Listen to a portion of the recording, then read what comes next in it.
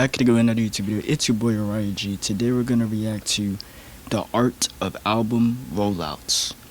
I'm gonna make sure to put the description of, the channel of what we're reacting to in my description. So we're gonna put the link of the video in my description. So we're gonna react to the art of album rollouts. So let's get right into the video. Album rollouts. We kind of take them for granted and overlook them, but for me and really everyone, it feels like the rollout can be the most memorable part of an album. Not that that means the album is bad, but more that the rollout of that album can tend to be a more enjoyable experience to look back on than the music itself. Which makes sense because after all, these are different things. A rollout is looking back on memories, a certain time in your life. The music itself though is always aging. I'm actually going through an album rollout right now myself. I have an R&B album dropping in 2026, pop album 2027, rap album 2028.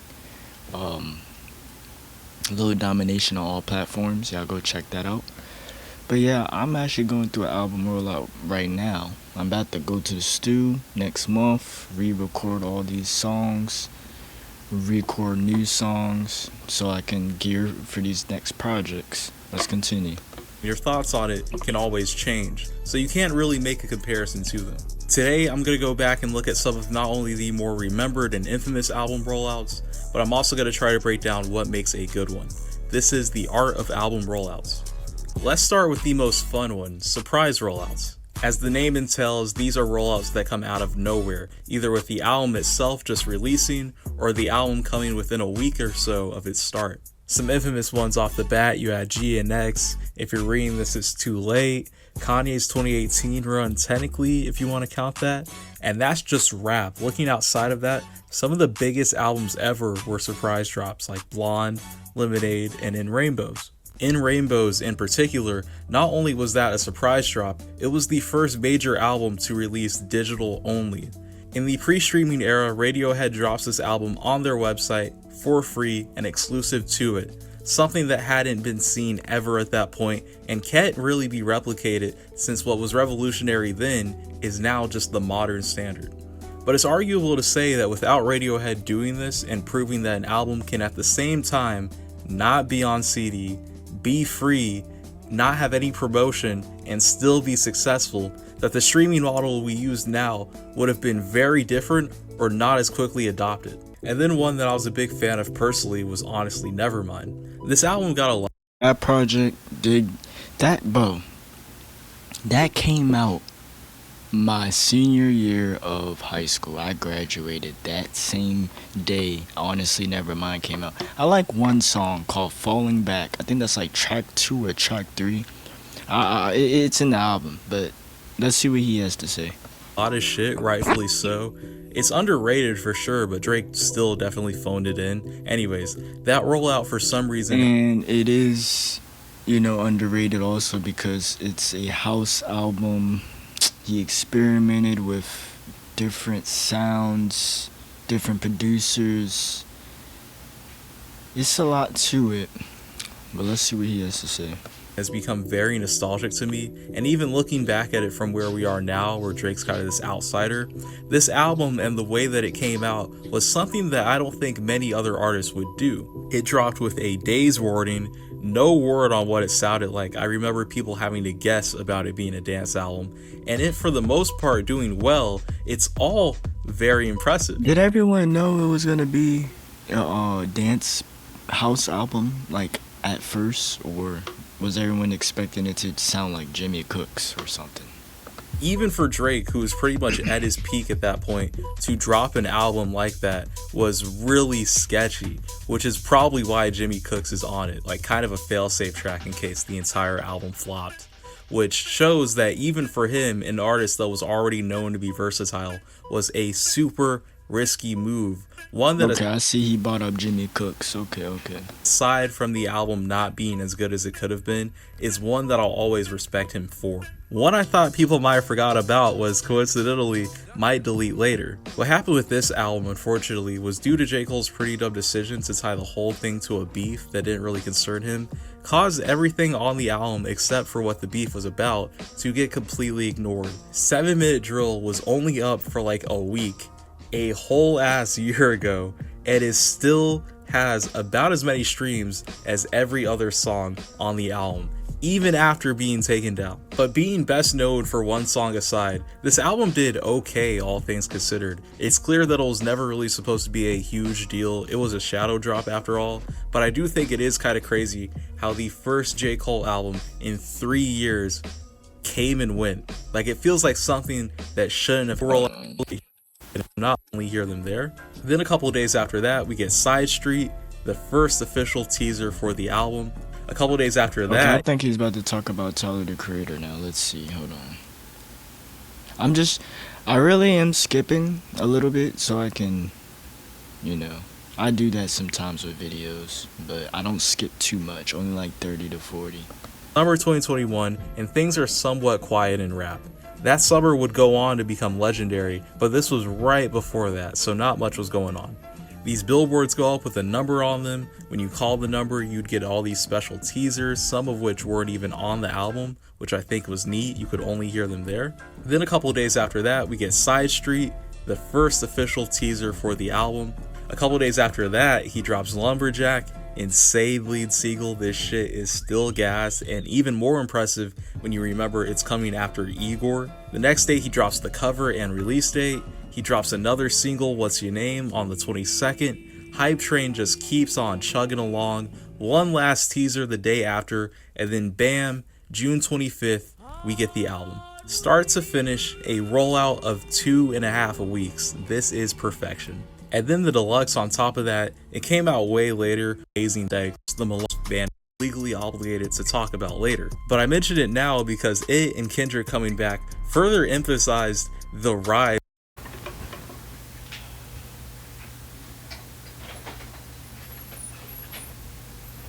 Anybody call? Tess. How was she? She just asked what you were doing, and I told her you were out.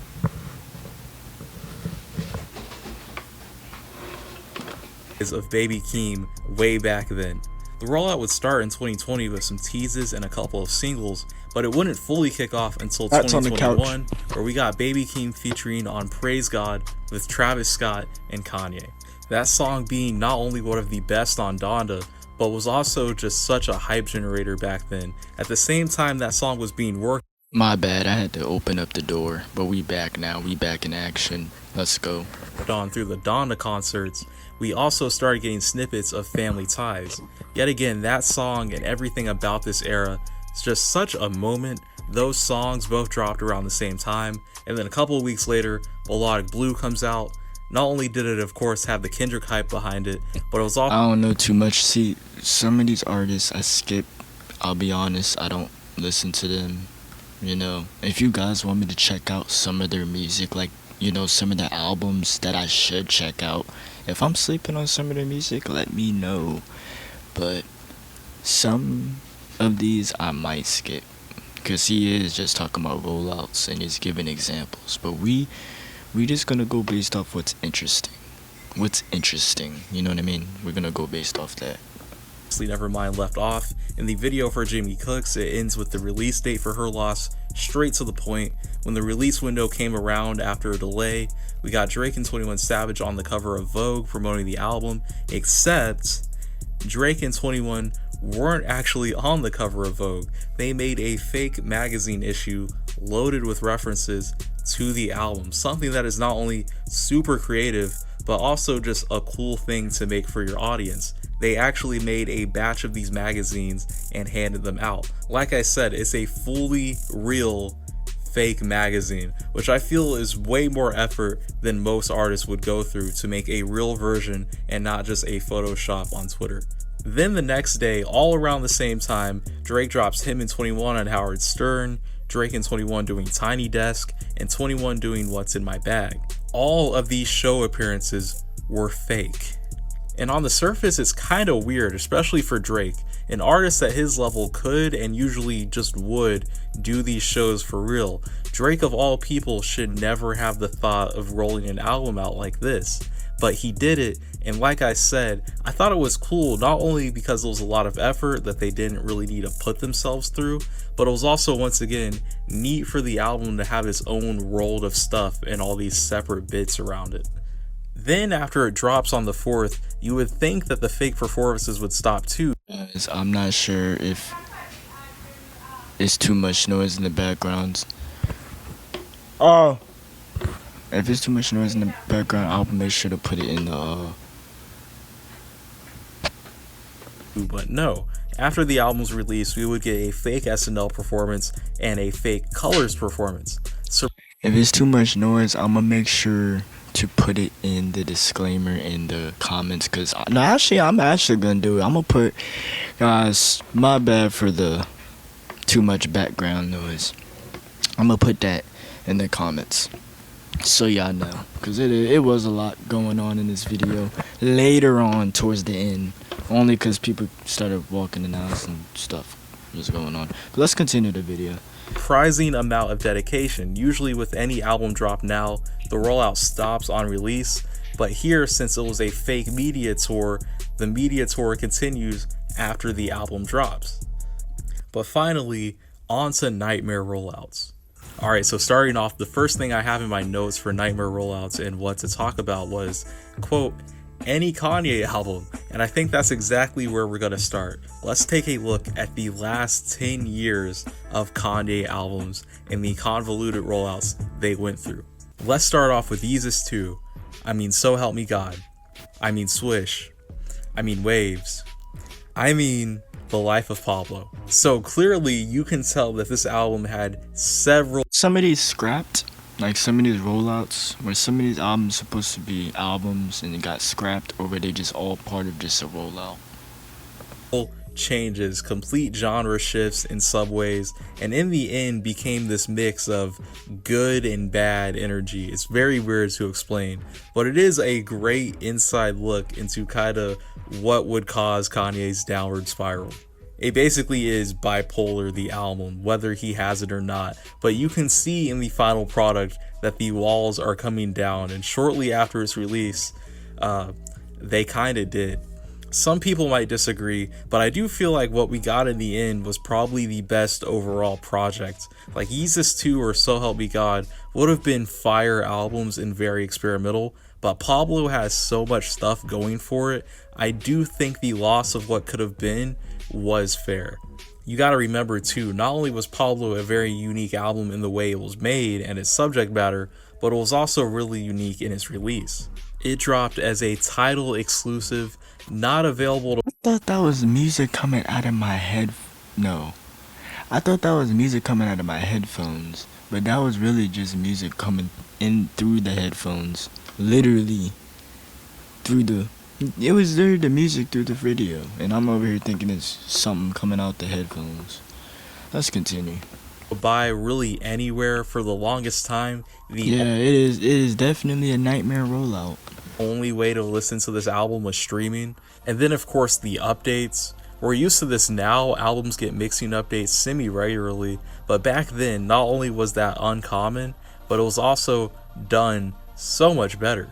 This album didn't come out unfinished. It was flawed in its original version, but it was done, and then it evolved over time and became something better.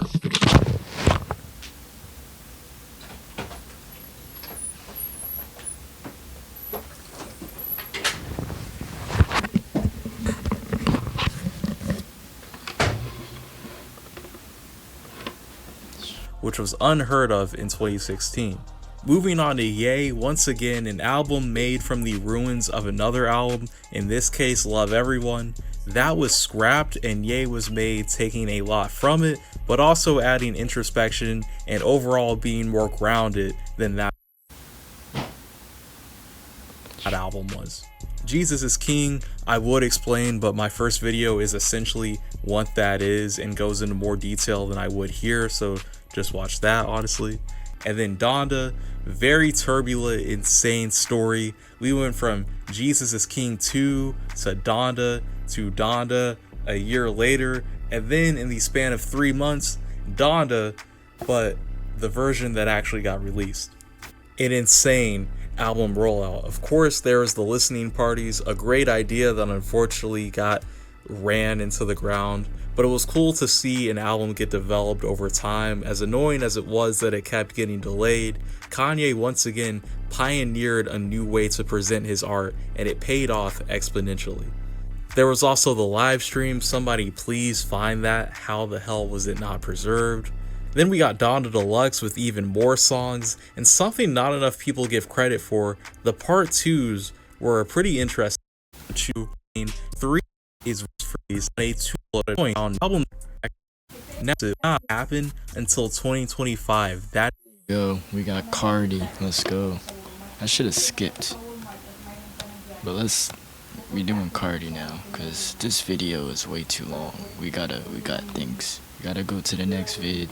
newer stuff to me doesn't even really count. Those are like demo albums at this point. I don't see anything real happening for a while. Now on to music's rollout. I've already talked about it in my Opium video, but I always try to stress it when people try to rewrite history and say the wait for this album was overblown. It was not. We were supposed to get new Cardi in 2021. It didn't happen until 2025. That is crazy. 4 years of waiting for an album can only be tolerable if that artist isn't constantly teasing an album for those 4 years, which is exactly what Cardi did. Ridiculous. And then when it dropped, it felt so much less exciting than it could have been if it dropped in 2024. Like, we got robbed hard there. It was a generational rollout with those singles, and then nothing for so long. Definitely one of my favorite rollouts. I definitely could say that. That sucked. Luckily though, everybody else Cardi's connected to, I don't know why, but it's so straightforward. Opium misses deadlines sometimes, but for the most part, you can actually trust all those. When Papa come out from the thing and bring his lunch box, did you see him? He brings some clothes because he said he's gonna go funeral. Like a hanger clothes. Because if you're gonna go to funeral, you wear like a maybe tuxedo. No, I didn't. Just the lunch.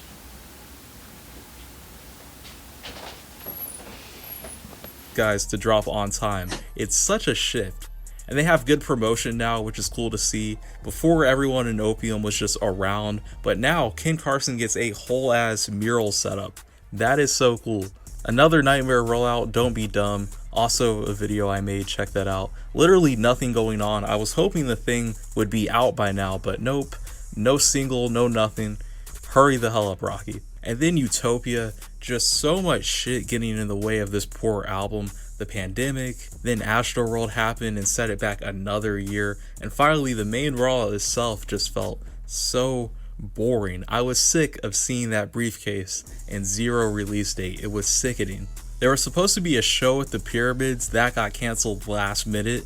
That was sad. Imagine how crazy it would have looked. But in the end, the album was good, so at least we got somewhere with that 5-year wait.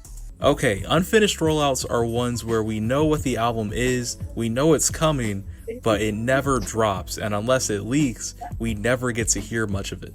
Some of my examples would be Frank Ocean in 2019. He starts dropping songs very clearly leading up to something, and then 2020 happens. Not only does the pandemic hit, but Frank loses his brother.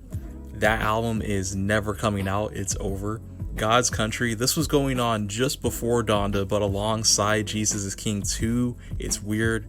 Basically just the middle point of these two albums sound wise, but it also had its own kind of flair of schizophrenic Yeezus energy in there. But overall, this is just Donda before Donda. Then Wang Sap, I'm gonna be honest, we don't know for sure if Wang Sap was ever real. It was denied by Tyler himself, but even that, I don't know if we can believe. But personally, I think a Rocky and Tyler collab album at the very least got off the ground. It might not go every castle of 2016 with all a, but of course, Complete Combo was posted this on his Instagram in April of 2022, and a month later, he was in jail. And if you know how that can't get released, very, very unfortunate timing. That is going to be it for this one. Alright, that was the Art of Album Rollouts. Tell me what you guys want to see next in the comments down below. I got more videos coming. Stay tuned, subscribe, like, comment, and yeah, Uriah out.